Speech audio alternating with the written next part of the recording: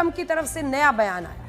Trump कह रहे हैं कि वो अगले 2 हफ्ते में इस युद्ध में शामिल होने का फैसला करेंगे, यानी 2 सप्ताह तक वो कुछ करने वाले नहीं है, ना अमेरिका कूदने वाला। इसका पूरा विश्लेषण हमने आपके लिए तैयार किया हुआ है कि डोनाल्ड ट्रंप की वो कौन सी मजबूरी है जिसकी वजह से वो इस युद्ध में शामिल होने से अब कतरा रहे हैं। इनमें से एक मजबूरी है ईरान के पास मौजूद संभावित न्यूक्लियर हथियार।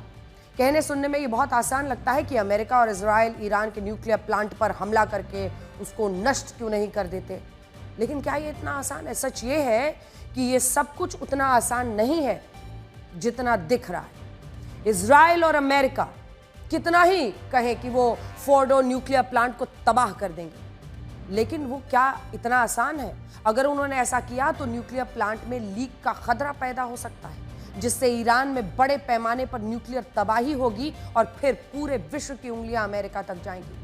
इस बार ये तबाही यूक्रेन के चर्नोबिल जैसा हादसा हो सकता है। इजराइल ने अभी तक जितने भी हमले किए हैं वो ईरान के न्यूक्लियर ठिकानों पर ही किए हैं, और ये इस युद्ध की सबसे खतरनाक बात है। दुनिया भर में परमाणु संयंत्रों पर नजर रखने वाली और नियम कायदे बनाने वाली संस्था IAEA, international atomic energy agency, उसने इन हमलों को लेकर चिंता जाहिर की। IAEA के डायरेक्टर जनरल राफेल ग्रोसी का कहना है कि परमाणु संयंत्रों पर होने वाले हमलों से रेडियो एक्टिव पदार्थों में लीकेज की आशंका है। अभी तो सब यही कह रहे हैं कि अमेरिका कूद पड़ेगा, वो फोर्डो न्यूक्लियर प्लांट को तबाह कर देगा, लेकिन उसके बाद क्या? उसके बाद ये कि रेडियो एक्टिव पदार्थों में लीकेज की आशंका होगी, जिससे आम लोगों की जिंदगी खतरे में पड़ सकती है। और आज नहीं, सभी ने देखा है कि जब भी इस तरह से कोई भी न्यूक्लियर एनर्जी की लीकेज होती है तो पीढ़ियां दर पीढ़ियां, कई पीढ़ियों के बाद तक जो बच्चे घरों में पैदा होते हैं उनमें कुछ ना कुछ दिक्कतें आती हैं, मानसिक या शारीरिक रूप से। IAEA के पास जो जानकारी है उसके मुताबिक ईरान में 12 न्यूक्लियर ठिकाने हैं।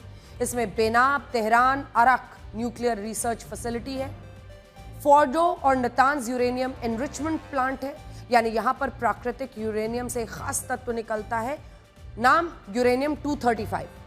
ये इसको यूरेनियम 235 आइसोटोप कहते हैं। इसका इस्तेमाल ही परमाणु बम बनाने में किया जाता है। संघांद और बांदार अब्बास यूरेनियम की माइंस यानी खाने हैं। यहीं से ईरान जो नेचुरल प्राकृतिक यूरेनियम है उसको निकालता है, जिसे एनरिच प्लांट में फिर लाकर परमाणु बम बनाने के लिए यूरेनियम T235 निकालता है। बुशर एक न्यूक्लियर पावर प्लांट है, यहां पर परमाणु का इस्तेमाल बिजली बनाने के लिए किया जाता है। इस्फहान में यूरेनियम कन्वर्जन प्लांट है, यहां पर यूरेनियम को शुद्ध किया जाता है।